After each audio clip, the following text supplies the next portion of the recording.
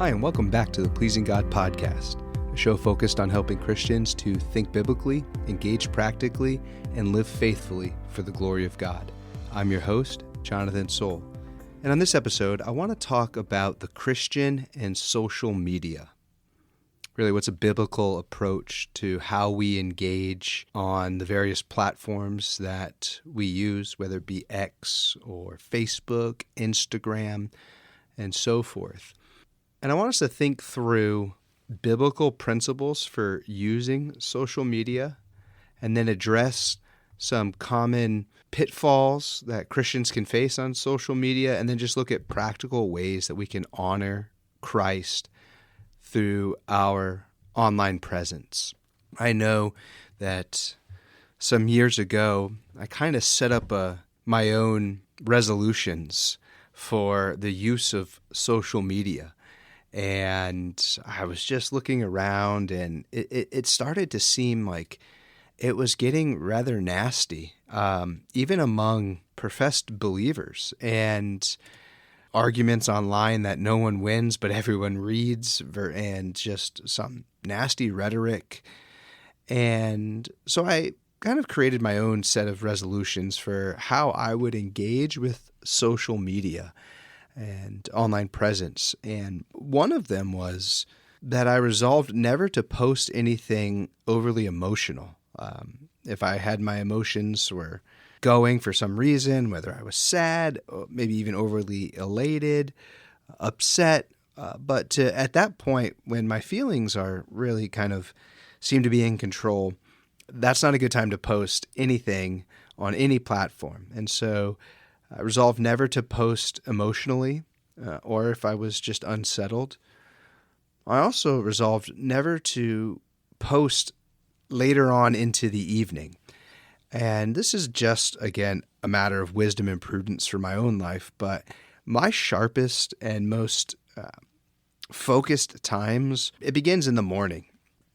And throughout the day, as output and just using my mind, whether writing, reading, engaging with people, I tend to just start to feel more tired naturally as the day goes on. And I just realized that later on in the evening, it's not a time to really start posting or engaging with comments or content on social media. So I just tend to principally refuse. I don't always hold by that, but as a rule for my life, that's something that I like to do.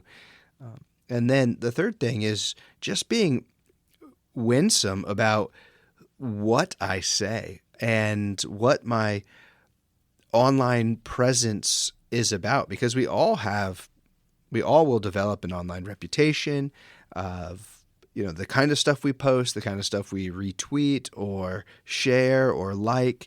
And that begins to kind of create our own online profile. And so one of my resolves was that I would use the platform, and I'm going to talk about this in a little bit, but use the platform or the handle to promote goodness, and not to have my, whether it be Facebook or Instagram, X, be a lightning rod for always going after the next culturally relevant issue that's going on in Christianity, or getting overly political on, as everyone does around election times or whatever it might be. I wanted to use my presence to promote goodness and godliness.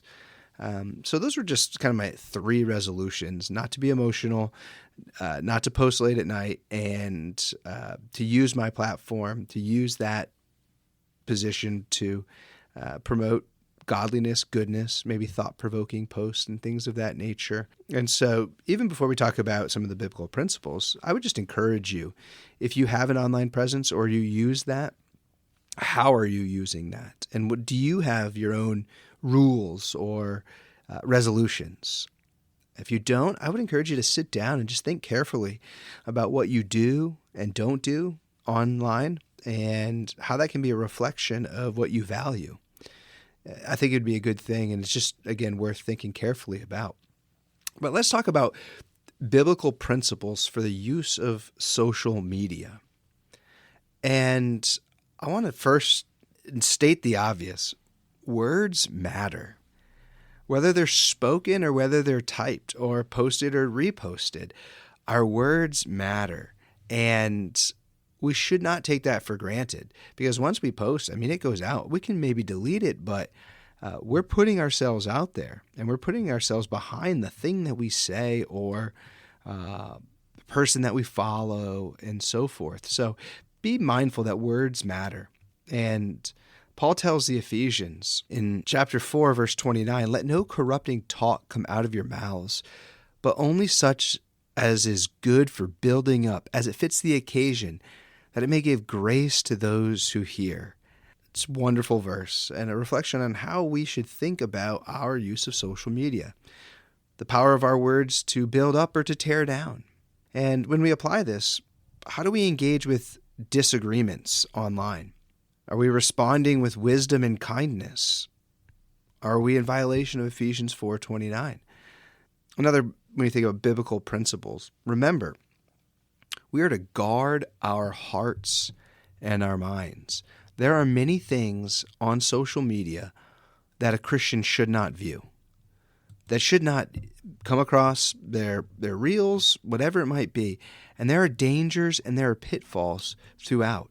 And so when we think about how, in the biblical principles, we need to be careful about what our eyes see and what we engage with through Facebook, Instagram, X, and so forth. Proverbs chapter 4, verse 23, "Keep your heart with all vigilance, for from it flow the springs of life." This means avoid content that might lead you into temptation. Avoid situations that might fuel comparing yourself, looking at the lives of other people that might foster envy. No, guard your heart and your mind. If you know you're weak in a certain area, you don't want to fuel that through your social media. Set boundaries in your own life that will help protect and guard your spiritual health. And don't let social media become a point of stumbling and sin. Third biblical principle is stewardship of time. And I will say, I have been convicted by this, and I am often convicted by this. How much time is wasted scrolling or looking through social media or just kind of having your face in your phone at times when you should be doing other things? Again, to the Ephesians, Paul says, "Look carefully then how you walk, not as unwise, but as wise." And what does that look like? A careful walk as a wise person, he says in chapter 5, verse 16, "making the best use of the time because the days are evil." I think we have a setting on our phones that can show us the amount of screen time that we use on a weekly basis, and then it'll break it down even to what the apps that were open are. You got to look that up on your phone and see what your screen time's looking like, and where are you spending your time when you are on the screen? What are you looking for? And so, again, how are we using our time? How much time are we spending in social media relationships versus real world relationships? That's a big deal to be thinking about. And again, make the best use of your time. If we're not investing in the people that are closest to us, our families, our church community, of fellow brothers and sisters that we are actually seeing in the flesh, but we're spending more time engaging others online that we don't see, we've got something out of balance. And we need to think about how we can steward our time better. So again, these are just some practical tips that we should think about in using social media without it becoming a distraction in our life and from our faith. And so as we think through these biblical principles, remember, words matter. Guard your heart and mind. Steward your time.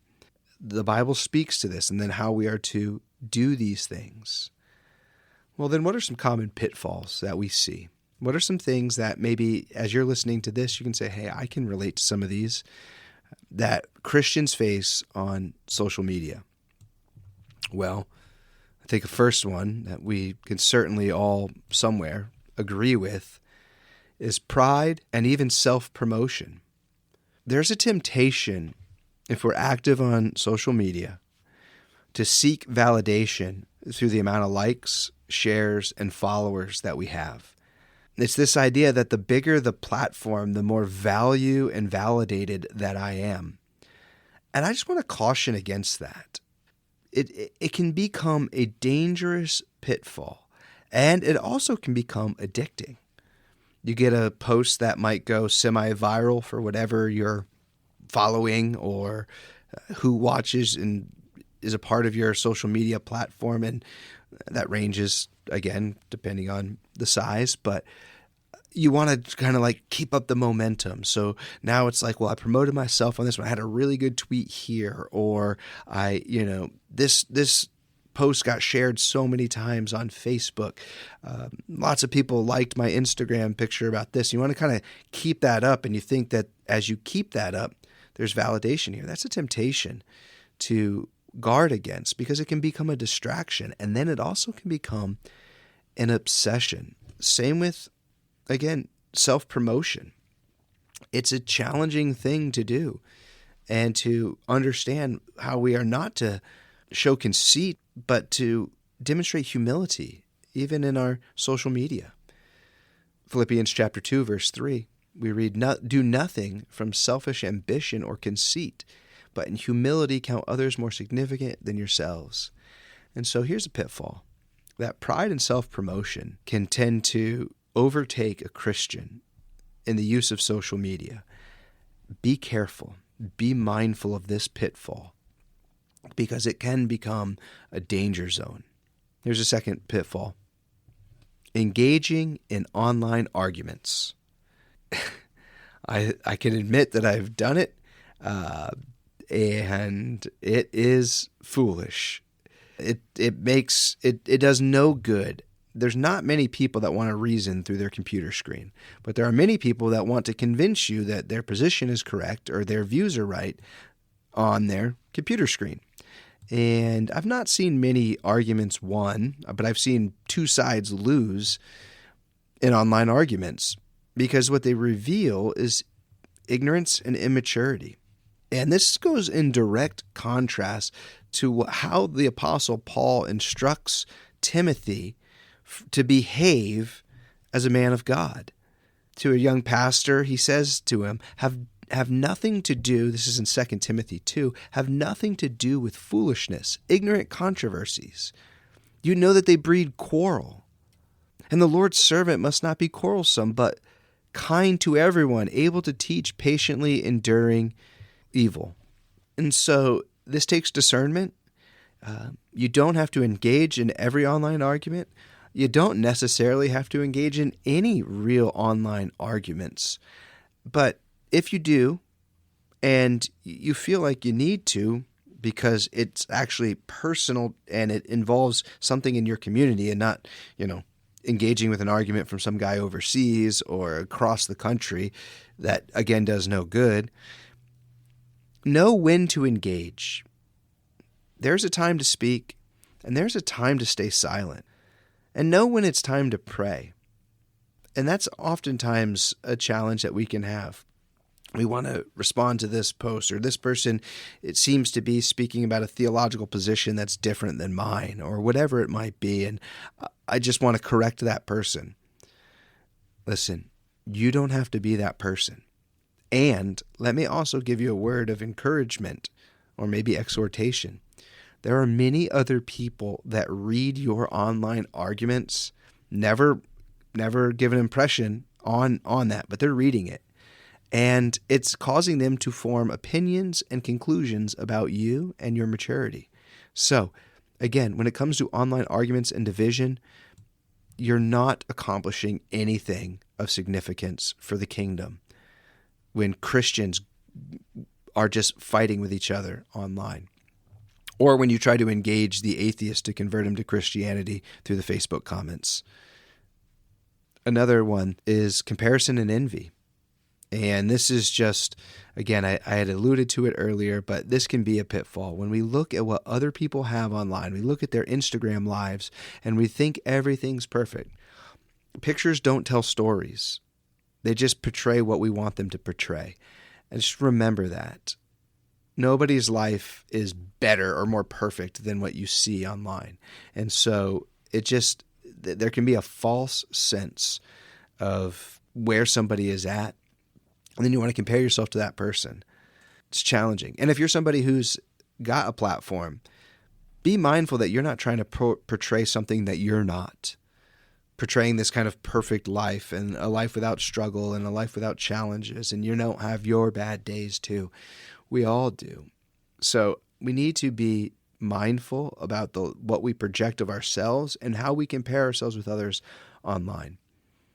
The internet, social media can be a source of discontentment, but we need to learn that our contentment is in Christ rather than our social status or what we see in others, and that will help guard us. And a fourth pitfall that I think is common to all of us is consuming harmful or even misleading content. We need to be mindful of what we put in. There was when I was growing up, my parents introduced me to these old VHS movies, McGee and Me. And I remember in one of those videos, I don't remember the characters' names, but the statement was, I think the son wanted to go to see a scary movie, a bad movie, and the father was telling him, "No, you can't go. You don't want to go to that. It's not good for you." And he sneaks out and he goes and sees the movie. And he comes home and there's like confession about it. It's a little blurry for me to remember. But again, the dad says, garbage in, garbage out. And the principle that he's saying there is what you put into you, what you deposit in you is what will come out of you. And so what kind of content are we consuming through social media? What is our level of discernment? Paul says in Colossians 2, "See that no one takes you captive by philosophy and empty deceit, according to human tradition, according to the elemental spirits of the world, and not according to Christ." What is guiding us? What are we reading, watching, and sharing? And also, what's harmful? Is our social media used for good or for gossip? For strengthening or for slander? Let's not be mindful of not consuming harmful content or misleading content. And so much gets posted that's unverified information. Before you share that, picture or that scale or that chart, maybe do a little bit of homework. There's a lot of misinformation that gets shared through Facebook, Instagram, and so forth. And it's foolishness. And so don't believe everything that's on the internet because it's on the internet, and verify information before you share it. These are common pitfalls that Christians face on social media. So then, what are some practical ways that we can use our social media to honor Christ? And let me just give you a couple, in addition to my own resolutions. First, use your platform for good. This is similar to what I was saying. Do you share scripture on your platform? Is it a place of encouragement? Jesus tells his followers in Matthew chapter 5, verse 14, "You are the light of the world. A city set on a hill cannot be hidden." Again, in verse 16, he says, "Let your light shine before others that they may see your good works and give glory to your Father who is in heaven." We can, as faithful followers of Jesus, be the light of the world through social media. We can let our light shine before others, that they might see the goodness of our platform, the goodness of our Twitter handle or X handle, the goodness of what we post, and it points to the glory of God. So use your platform for good. Let me give you another one that we can honor Christ with social media. Practice a digital Sabbath and self-control. This means instead of the pitfall of mismanaging our time, we could manage our time well. So set limits on screen time. Maybe design certain times in your day that you know are what we would call tech-free times. Times for prayer, reading, relationships, and away from social media. Here's another practical way we can honor Christ on social media is follow accounts that encourage spiritual growth. What's your news feed look like? Is it a place where you can go to and you receive encouragement? you're seeing biblically sound content. So be intentional about who and what influences you. You can choose to follow and you can choose to unfollow. And maybe there are times that we need to do a little bit of both. And here's a final practical way that we can honor Christ on social media. Engage with wisdom and kindness. Before any post, ask the ultimate question: does this glorify God? And if the answer is, I don't know, or no, let that be the guide for how you post and how you engage on social media. Jesus says to his disciples in the Gospel of John, chapter 13, verse 35, he says, "By this all people will know that you are my disciples, if you have love for one another." I would love to see more and more Christians live this out on social media, being known for love rather than for controversy. Again, the controversies that go on, they're always stalemates and everyone loses. There's never a winner, because what it took to maybe win the argument, you lost the person and you gave opportunity to opposition outside of Christianity to look and say, look how they treat one another. They're not going to say those are disciples of Jesus. Or if they say that's the disciples of Jesus, I don't want anything to do with that. What's compelling about that community of people? So again, use your platform for good. Practice digital Sabbath, self-control. Follow accounts that encourage spiritual growth. Engage with wisdom and kindness. So as we reflect to live faithfully, how is your social media use shaping your walk with Christ? Is it drawing you closer to Him? Is it a distraction? Think about intentional steps that you can do to align your use of social media with biblical values. Let me remind you of Paul's words to the Philippians. He says, "Finally, brothers, whatever is true, whatever is honorable, whatever is just, whatever is pure, whatever is lovely, whatever is commendable, if there is any excellence, if there is anything worthy of praise, think about these things." Let's use that as we engage with fellow brothers and sisters and others on our social media. I want to thank you for listening to the Pleasing God podcast. If you have any questions, I would love to hear from you. You can reach out at questions@pleasinggodpodcast.org. And remember 1 Thessalonians 4:3. This is the will of God, your sanctification.